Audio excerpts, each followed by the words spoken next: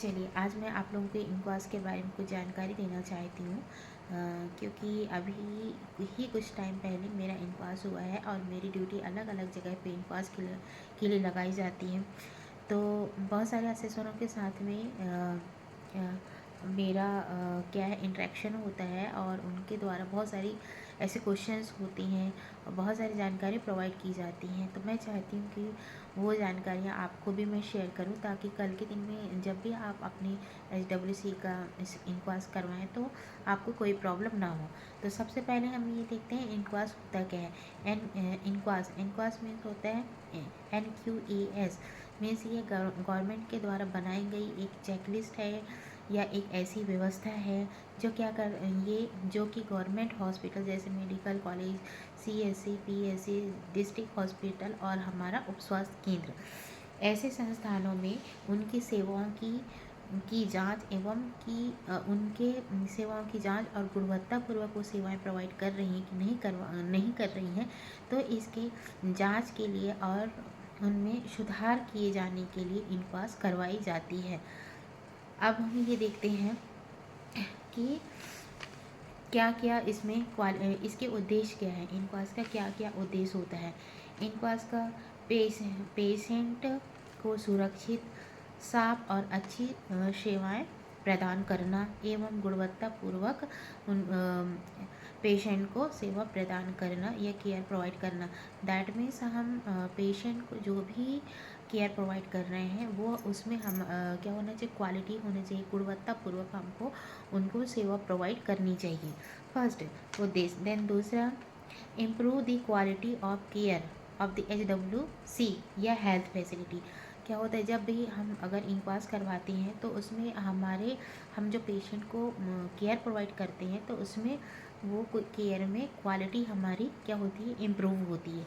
तो improve the quality of care of the health facility, हमारे health facility में जो भी केयर हम प्रोवाइड करते हैं उसमें वो क्या उनकी क्वालिटी में क्या होता है, इम्प्रूवमेंट होता है। Then increasing the public trust. अगर हम एक अच्छी क्वालिटी की केयर प्रोवाइड करेंगे पेशेंट को तो पब्लिक की जो ट्रस्ट है वो हमारे प्रति उनको एक भरोसा रहेगा। तो इंक्रीजिंग द ट्रस्ट, हम पब्लिक की ट्रस्ट को हम इंक्रीज कर सकते हैं, बढ़ा सकते हैं। देन इम्प्रूव द आउटकम, जो हमारा आउटकम है हम अपने आउटकम को क्या करते हैं, इंक्रीज करते हैं। आउटकम दैट मीन्स क्या होता है, आउटकम दैट मीन्स जो हमारे लास्ट में एक जो रिज़ल्ट आता है कि फॉर एग्जांपल्स के लिए ANC कि हमने फॉर एग्जांपल्स के लिए हमने ANC चेकअप किया है तो पूरी चारों जांच क्या हर एक ANC को प्रोवाइड हुई है ना। तो मतलब सही समय पे ANC की जांच हुई है और ANC की हम ये देखते हैं कि maternity rate and mortality rate हमारे HWC में क्या है, तो ये हमारे इम्प्रूवमेंट हो गए। दैन OPD हम देखते हैं कि हमारे HWC में OPD हमारा कम है या ज़्यादा है, NCD का क्या है।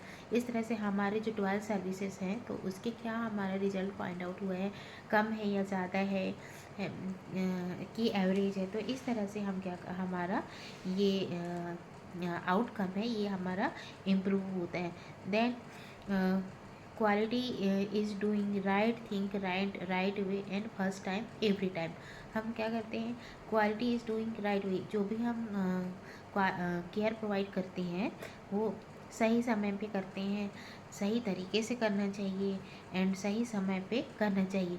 दैट मीन्स एक तरह से ये भी बोल सकते हैं कि कोई भी हम जो कार्य कर रहे हैं एक प्रोसीजर्स के अकॉर्डिंग और सही तरीके से एक गाइडलाइन के अनुसार हम पेशेंट को केयर प्रोवाइड करते हैं। तो ये हमारा इनक्वास का उद्देश्य है या ऑब्जेक्टिव है कि हमको अगर हम इनक्वास करवाते हैं तो ये करवा रहे हैं तो हमारा ये इनक्वास के प्रति ये उद्देश्य हमारी होनी चाहिए।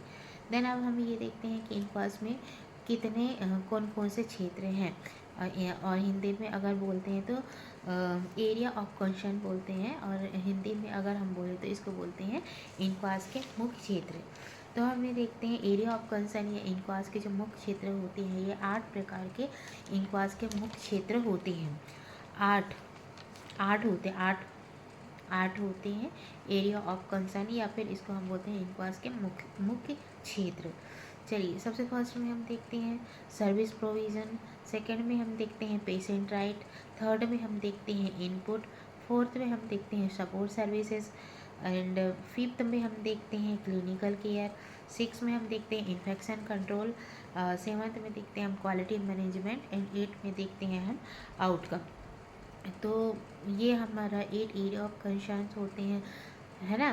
तो ये आपको सबसे पहले अगर आपने इनक्वास करवा रहे हैं तो आपको ये जो 8 स्टैंडर्ड है या 8 जो एरिया ऑफ कंसर्न है, ये आप लोगों को याद होना चाहिए, क्योंकि ये एरिया ऑफ कंसर्न के अकॉर्डिंग ही हम क्या करते हैं, इनक्वास हमारी होती है। तो इसको याद करने के लिए भी एक शॉर्ट फॉर्म है इनक्वास के एरिया ऑफ कंसर्न का, SPISCIQO, SPISCIQO, spicy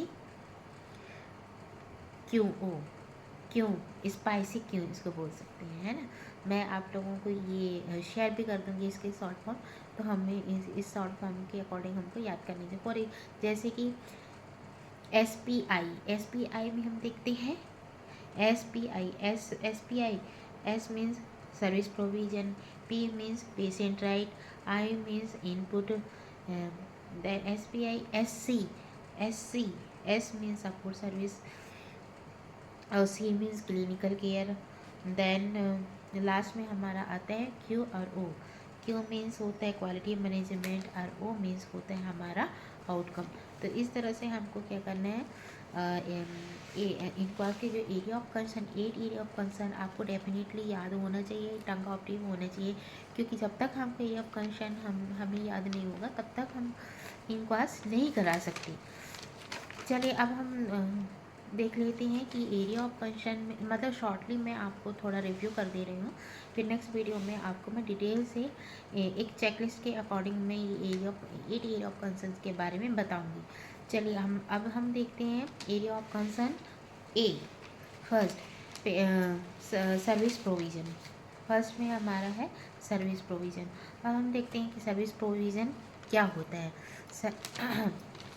service provision जैसे कि हमारे HWC में 12 प्रकार की जो सेवाएं देती हैं, जैसे OPD हो गया, IPD हो गया, ANC, PNC, टीकाकरण, family planning, emergency management, NCD हो गया, देन रेफरल केयर होनी चाहिए, फॉलोअप होनी चाहिए, देन जीडियाट्रिक पेलिएटिव केयर होना चाहिए, मेंटल हेल्थ होना चाहिए, ओरल हेल्थ होना चाहिए, एडुकेशन हेल्थ केयर काउंसलिंग होनी चाहिए।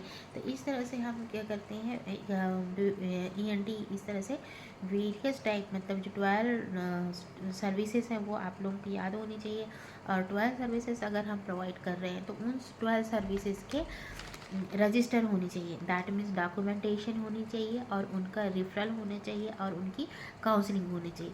तो ये हमको तीनों बनानी ही है, कि जो हमने 12 सर्विसेज के हमारे जितने सारे रजिस्टर बनेंगे, फॉर एग्जांपल्स के लिए हमने ANC का देखा, तो ANC में हमको हमारे पास ANC रजिस्टर होना चाहिए, फिर ANC में हमारा हाई रिस्क ANC रजिस्टर होना चाहिए, और हमको उसी में एक काउंसलिंग रजिस्टर बनानी है, तो हम रेफरल। तो इसमें क्या, हमारे ANC के अंदर हमारे 4 रजिस्टर बनते हैं। रेफरल हो गया, रेफरल स्लिप हम मेंटेन करते हैं, ANC रजिस्टर हो गया, हाई रिस्क हो गया, है ना। तो इस तरह से हम ANC के अंदर, ऐसे ही हम NCD के बारे में, NCD रजिस्टर हम बनाते हैं, और उसी में हमारा फॉलोअप और काउंसलिंग रजिस्टर होते हैं।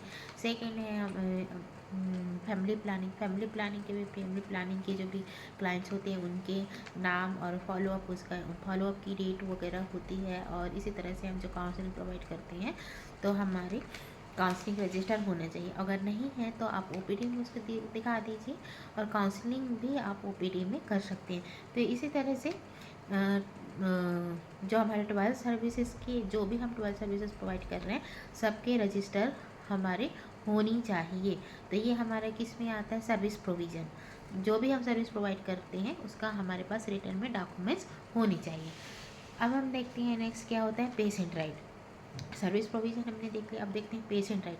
पेशेंट राइट मतलब होता है कि पेशेंट के क्या कौन कौन से अधिकार हैं, कौन कौन से राइट्स हैं। तो हम क्या करते हैं, हमारे SWC की जो वेटिंग एरिया होते हैं, बाहर जो हॉल है, तो वहाँ पे हम क्या करते हैं, सिटीजनशिप का हम एक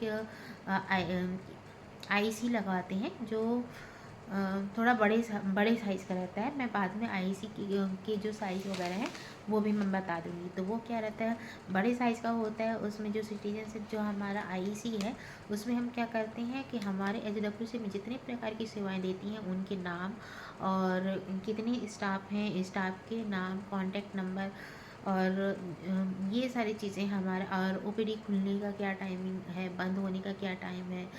तो इस तरह से हम क्या करते हैं, वो जो हमारा एक सिटीजनशिप जो IC है वो भी वो, या फिर हम उसको हिंदी में बोलते हैं नागरिक घोषणा, तो हम उसको बाहर ही लगा देते हैं, चिपका देते हैं, ताकि जो भी पेशेंट आए तो वो उनको समझ में आना चाहिए कि SWC में इतनी सारी सेवाएं प्रोवाइड कर रही हैं, किया जा रहा है और इतने सारे स्टाफ हैं। तो ये क्या है, ये पेशेंट के राइट्स है जो कि हम बाहर दीवार में उसको डिस्प्ले करते हैं।